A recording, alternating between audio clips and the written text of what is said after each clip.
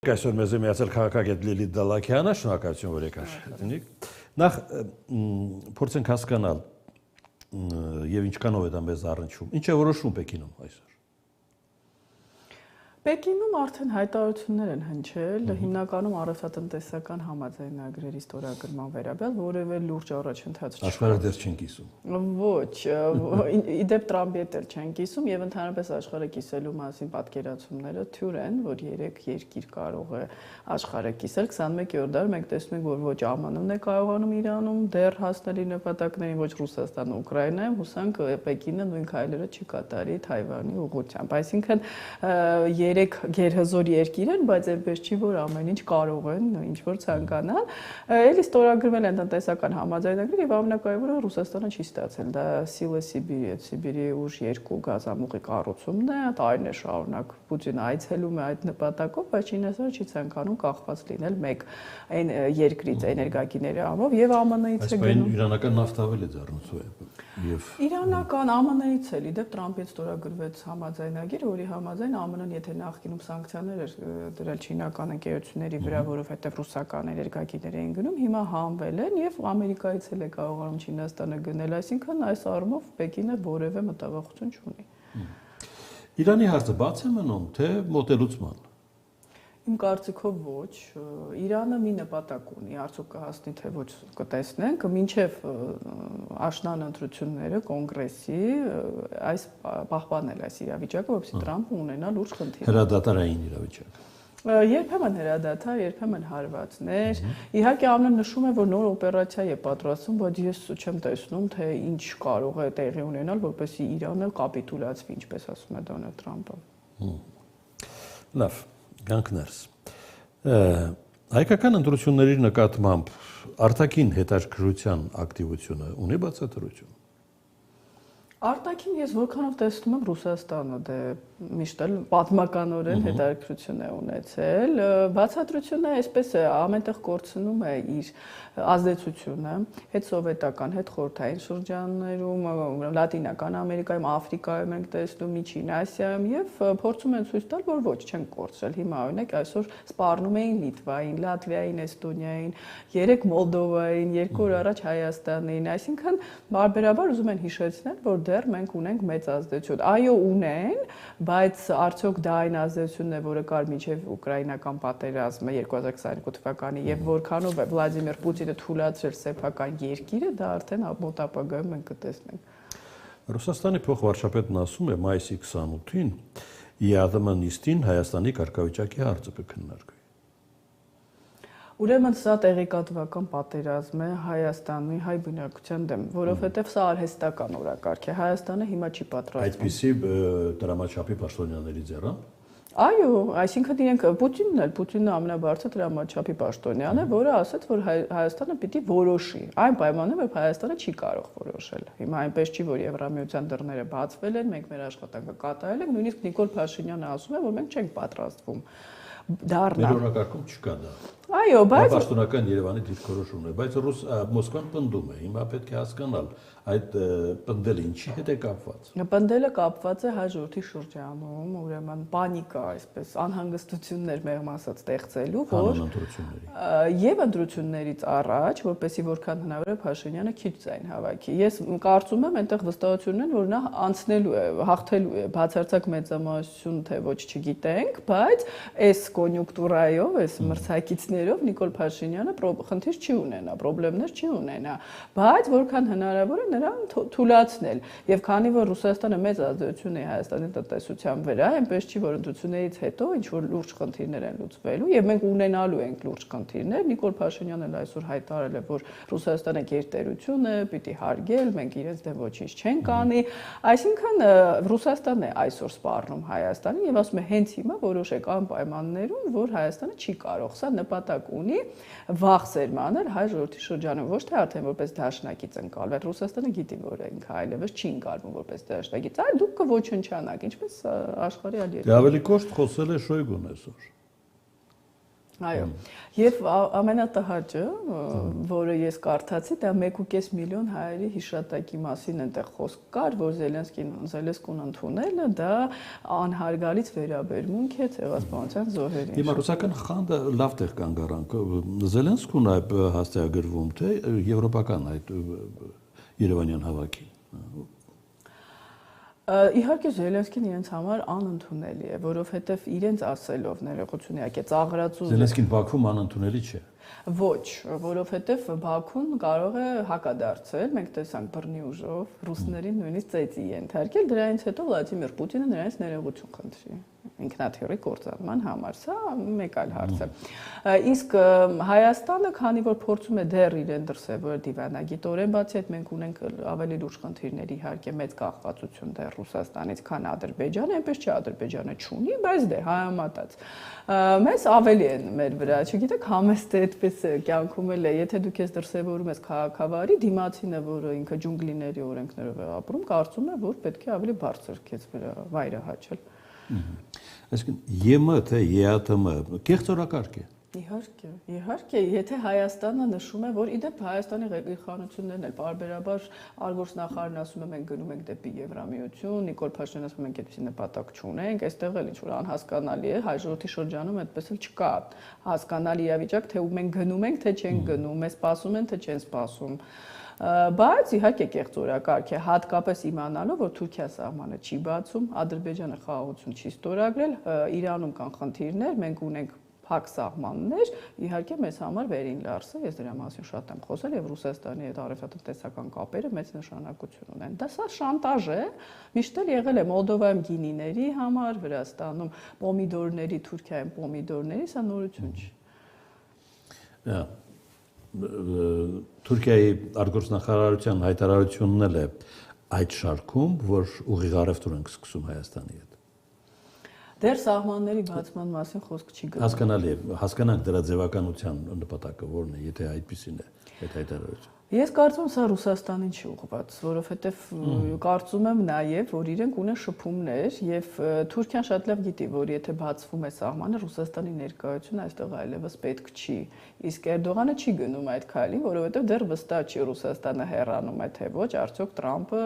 ամրապնդվելու է տարածաշրջանում թրիփի տեսքով, թե ոչ, սա արդեն միջազգային իրավիճակից է կախված եւ ԱՄՆ իրան հակամարտության արդյունքներից։ Բայց քանի որ Եվրոպան եւ ԱՄՆ-ն նշում են, որ Թուրքիան պիտի բացի սահմանը, գուցե նաև ճնշում են, այստեղ կոսմետիկ քայլերի է գնում Էրդողանը, որպեսզի ցույց տա արևմուտքին, որ այո, մնա ընտրություններից հետո Ադրբեջանի հետ ձգձգում է, խաղաղությունը ստորագրեն հետո, սահմանադրությունը փոխեն հետո, այսպես։ Մեր արտգործնախարարը այսօր արձագանքել է ռուսական ռոպագանդայի եւ Փաշինյանների այդ հայտարարություններին, ասելով, որ ԵԱՏՄ որևէ անդամ չի կարող որոշել Հայաստանը մնում է թե չէ այդ։ Ես չգիտեմ, ընդհանրակարգ այդպես հստակ է ԵԱՏՄ-ում թե ոչ։ Ճիշտն ասած, ես որքանով տեղյակ եմ, ես էլ ինքս, քանի որ ԵԱՏՄ-ն մեզ համար այդպես կառույց չի ընկալվել, որպես որ Հայաստանը պիտի միշտ այդ կառույցում լինի, որքանով ես տեղյակ եմ, պետք է կոնսենսուս լինի, եթե հապկի նման է իդեպ, եւ այդ դեպքում գուցե ես Հայաստանը օրինակ նշվի, որ հեռացվի, չեմ կարող ասել ես ընդհանրակարգին ծանոթ չեմ, եթե Արադ Միրզոյանը այդպեսի բան է նշել, ուրեմն փաստորեն ըստ ԵԱՏՄ կանոնադրության երկրին իրավունք չունեն հանել կառույցից, ես չեմ կարող ասել դա։ Լուկաշենկոին ինչն է ակտիվացրել։ Ընդհանրապես միջազգային իրավիճակում նոր հայտարարություն։ Ինչիշն ասած, ես դադարել եմ լսել պարոն Լուկաշենկոին, բայց ես կարող եմ մի բան ասել։ 2019 թվականին, գիտեք, ես ավելի հավատում եմ այս Լուկաշենկոին։ Նա նշում էր, որ Ռուսաստանը ճնշում է Բելարուսին, երբ ինքը փորձում էր Եվրոպայի հետ հարաբերություններ կարգավորել։ Բայց ինչ որ ուզում էր ստացավ, այլևս չի ճնշում։ Հիմա Բելարուսը ինքը շատ բարդ իրավիճակում է, Պուտինը փորձում է նրանց ներքաշել Ուկրաինայի դեմ պատերազմին, ասում են երկրորդ ճակատ բացել, բայց սա անհնար է, որտեղ ինքը Լուկաշենկոն գիտի, որ երկրի ներսում վստահություն չունի, եւ եթե Բելարուսը մտնի պատերազմի մեջ, այն էլ բանակով, որը ընդհանրապես ուկրաինական բանակի դեմ չի կարող պայքարել, սա լուրջ խնդիրներ կառաջացնի։ Նա ամեն օր ձգձգում է Պուտինին համաձայնություն տալը մտնելու պատերազմի մեջ, այնպես չի որ պարոն Լուկաշենկոնը տենց իրավիճակում է, որ մեզ էլ խորհուրդներ է տալիս։ կարելի է ենթադրել նաև ինչը դուր չի եկել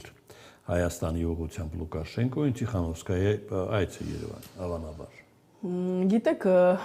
ռուսներին է դուրս չի եկել Զելենսկու այցը, Հայաստանը բաց երկիր է, Զելենսկուն ընդունելը սա ի տարբերություն ձեր նշած այցի Բաքու պաշտոնական այց չի եղել կոնկրետ Նիկոլ Փաշինյանի հետ հանդիպելու հետ կապված, շնորհիվ դա էլ խնդիր պիտի չլինի, Հայաստանը սուվերեն երկիր է, իրենց համար խնդիր չի, չէ՞, Ալիևի հետ հանդիպելը կամ Էրդողանի, մեզ համար էլ Զելենսկու հետ խնդիր չի։ Տիկին Տիխանովսկան էլ մասնավոր հրավերով է եկել, այստեղ հարցազրույց է տվել եւ եթե Լուկաշենկոն իր ուժերի վրա վստահ նախագահ է, կարծում եմ մի կնոջ այցը, որը ի դեպ նրան հաղթել է լինելով ուղակի տնային տնտեսուհի եւ հանկարծակի հայտնվելով ընտրապայքարում, պիտի իրեն չանհանգստացնի։ Դե դա այն Լուկաշենկոն է, որ ասում էր հայերը գնալու տեղ չունեն։ Ես կարծում եմ ինքը որ գնալու տեղ ունենար կգնար վաղուց, օրինակ Չինաստանի հետ է փորձում այսպես խաղալ, Հյուսիսային Կորեայի ում հետ հաջողվի եւ նախկինում ես նշեցի Եվրոպայի արդեն Տրամպի բանագնացի հետ էլ է հանդիպում։ Եթե պարոն Լուկաշենկոն կարողանա, ես մի րոպե չեմ զարմանա, որ կփոխի իր տեսակետները շատ արագ։ Ռուսական ռոպագանդան այս ամենին զուգահեռ թարմացնում է նաեւ Արցախյան թեման։ Եթե նկատել ես, անգամ ադրբեջանական նոտայի արժանացավ Մոսկվան։ Ինչու։ Դուք կարող եք մեր նախկին հարցազրույցները դիտել, մեր ընկերները եւ լսել, որ ես դրանում որևէ նորություն չեմ տեսնում, միշտ էլ Արցախի հարցը ասել եմ, որ բաց է լինելու Ռուսաստանի համար, որպեսզի օգտագործվի մահակ հիմա էլ Ադրբեջանի դեմ։ Այսինքն Մոսկվային դուր չի գալիս, որ Երևանը եւ Բաքուն դեմ առ դեմ են կարգավորում իրենց։ Բացի այն, առանց երրորդի կամ չորրորդի մասնակցություն։ Բացի այն, որ դեմ առ դեմ են, այնպես չի, որ ես այդպես վստահություն ունեմ Իլհամ Ալիևի խաղաղասիրական քայլերի հետ կապված, լավ կլիներ իհարկե, բայց դեռ չեմ տեսնում դա։ Նաև Մոսկվայում ուզում են ունենալ ազդեցության լծակ եւ Ադրբեջան եւ Հայաստանի, այդպես Հայաստանի վրա էլ է դեռ լծակ, որովհետեւ այստեղ շատ արցախցիներ են ապրում եւ կարող է ոմանք հավատան կրկին ռուսական խոստումներին։ Հայաստանը փոքր երկիր է, ներհայաստանյան Բախում կամ Լարում արդեն մենք տեսնում ենք փոքր մասշտաբի առաջացնել արցախցիների հետ, օգտագործելով նրանց ցավը, ես կարծում եմ, որ Ռուսաստանը ամեն ինչ կանի դրա ուղղությամբ։ Այս բոլորը պետք է դիտարկել ինֆորմացիոն պատերազմի շրջանակում։ Այո, գիտեք, թուրեն են կարծիքները, որ Ռուսաստանը կհարձակվի Հայաստանի վրա, Ռուսաստանը նախ սահման չունի, լավ, ասենք օդային հարձակումը, բայց պետք չի։ Երեք կետ ունի Ռուսաստանը, այստեղ տնտեսություն, մեծ ազդեցություն։ Ես կրկնում եմ, գուցե այլ երկրների ձեռքով դեռ հույս ունի Հայաստանից ինչ-որ միջանցքներ ստանալ, որոնց հետ ուներ նույն տեսակետները, եւ արցախցիների խնդիրը օգտագործելը, եւ գումարած իհարկե այն մեծ գործակալական ցանցը, որը ունի Հայաստանում իդեպ վերին էշելոններում նախկին իշխանությունների, այնպես որ նրանք դեռ մեծ լծակներ ունեն։ Արևը չի մոռացել կամ ինչու այս օրերին հիշեց հատկապես ԵՄ դիտորդներին, հիշում եք հայտնի արտահայտությունը, ինչ էր ասում, մեկ կրակոց եւ նրանք կանետանան։ Ում է սպառնում։ Ալիևը ցույց է տալիս, որ մտավախությունները, թե Ադրբեջանը ընդհանրապես ճշմարտ տակ է գնացել Վաշինգտոն եւ նպատակ չունի խաղաղություն հաստատել Հայաստանի հետ, ճիշտ են։ Եվ ես դրանից եմ ավելի վախենում, որ Ռուսաստանը, ինչպես նշեցի, կարող է դեռ օգտվել այդ իրավիճակից։ Տեսեք, եթե Ալիևը տեսնի, որ Թրիփի կառուցումը հետաձգվում է, ելնելով Իրանում պատերազմից, ելնելով ԱՄՆ-ում ընտրությունների ընթացքից, ելնելով ռուս-ուկրաինական ռազմաճակատում հնարավոր հրադադարից, որը Ռուսաստանին հնարավորություն կտա իր ուշադրությունը շեղել այլ տարածաշրջաններ, գուցե իր երազած Զանգեզուրի միջանցքը, այսպես կոչված, որ Պուտինն էր գրել, իհարկե նաև իր ազդեցությամբ, նա ցանկանա ստանալ։ Այսինքն ես չեմ զարմանում, որ Ալիևը մի օր հայտարարում է, որ վերջ խաղաղություն է հաստատվել, հաջորդ օրը խոսում են ինչ-որ արևմտյան ադրբեջանցիներից, դիտորդներից, ամրագրությունից եւ ես վստահ եմ։ Երեք Հաջիևը հիշեց 300,000 ադրբեջանցիներ, որոնք տեղահանվել են։ Ինձ զարմացնում է այդ հարցում Հայաստանի լռությունը, իսկ քանի հայ է տեղահանվել Ադրբեջանից։ Չհաշված Արցախյան։ Դրա մասին շատ ենք խոսել Բաքվից, Սումգայիթից եւ գիտեք, այդ որ ասում են չեն իրենք կվերադառնան, հայերը չեն վերադառնա, պետք չի ասել, բայց անպայման չվերադառնա կոմպենսացիայի մասին, եկեք խոսենք, դրանք միլիոնավոր, միլիարդավոր դոլարներ են, այսինքն պահանջի դիմաց։ Իհարկե Հայաստանում կա տեսակետ, որ պետք է լռել, ուշադրություն չդարձնել, Ալիևն է խոսում է, մենք հիմա հնարավորություն չունենք, բայց նախ խոսքը հուսով ենք գործ չի դառնա, եւ երկրորդը սա ցույց է տալիս, որ Ադրբեջանի նախագահը անկեղծ չի խաղաղության օրակարգում, վտանգը սա է, այսինքն եթե ուղղակի ժամանակ են շահում, թոզ են փչում միջազգային հանրության աչքերին, հատկապես արևմուտքի, բայց մտքում ունեն այսպիսի ինչ-որ նպատակներ, պետք է ուրեմն հասկանալ, որ խաղաղության օրակարգը անկեղծ չի։ Եվ իդեպ ես կարծում եմ, որ ընտրությունների արդյունքներից հետո էլ Լյունիքս ամնացությունը փոխելուց հետո էլ Ալիևը չի ստորագրելու խաղաղության պայմանագիրը, որովհետև միջազգային իրավիճակը այնպիսին չէ, որ նրան հարկադրի դա անել, իսկ առանց հարկադրանքի նա կարծես որևէ քայլ չի անում։ Անգամ սահմանադրական փոփոխություններ ձեռնարկելու պարագայում Հայաստան։ Իհարկե, Ադրբեջանի սահմանադրությունը ինքը տարածքային պահանջներ է պարունակում Հայաստանի Հանրապետության տարածքի հանդեպ։ Դրա մասին խոսել է նաև Նիկոլ Փաշինյանը, բայց մենք չենք ասում, չէ, սահմանադրությունը փոխեք հետո։ Սահմանադրությունը փաստաթուղթ է ուղղակի, հռչակագիրը, եւ ամեն ինչ կապել դրա հետ իհարկե ես ճիշտ չեմ համարում, կամ սահմանազատում ինչի չկա։ Իրենք շատ լավ գիտեն, որ Հայաստանում ռևանշիստներ չկան, իհարկե կան մարդիկ, որոնք ձայնակցում են գուցե ռուսական նաև հորդորներին Արցախի վերադարձի, Արցախի ոչ թե արցախցիների մասին դեռ խոսում են, բայց Ալիևը շատ լավ գիտի, որ Նիկոլ Փաշինյանը այս իրավիճակում իհարկե ընտրվելու է, ինչի՞ն այսպիսի հայտարարություններ անում։ Նույնիսկ նաև վնասում է, ես դες կասեի, շատ հաճախ ասում են ձեռնտու է, որ Փաշինյանը ընտրվի Ալիևին, բայց եթե ձեռնտու լիներ, ինչի է անընդհատ պետք նրա դիրքերը թույլաtsնել, սա էլ է հետաքրքիր հարց։ Այսինքն հունիսի 7-ը կարող է լուծել նաև հայ-ադրբեջանական օրակարգի հարցը։ Ոչ, հունիսի 7-ից հետո սկսվում են լուրջ process-ներ, այսինքն Ադրբեջանը չի պատրաստվում իմ վստահությամբ ստորագրել խաղաղության համաձայնագիրը, նա կշահարկի երկաթուղու պատկանելիության թեման օրինակ։ Հիշում եք, Նիկոլ Փաշինյանը հայտարարեց, որ կան Չէ, թեման արկախված է երկաթուղու։ Դե տեսեք, Նիկոլ Փաշինյանը հայտարարեց, որ պետք է ուրեմն երկաթուղին պետականացվի, քանի որ կան երկրներ, որոնք դեմ են, որ այս տարածքով անցնող երկաթուղին վերահսկվի Ռուսաստանի կողմից, որ երկրների մասին է խոսքը։ Ես այդ հարցը բարձրաձայնել եմ, դա Թուրքիան է եւ Ադրբեջանը։ Երբևիցե ԱՄՆ-ն այդպիսի հարց չէր դնի, եթե դներ ինքը Տրամպը կխոսեր Պուտինի հետ, բայց ԱՄՆ-ն հեռու է իրեն բաղում այս հարցից։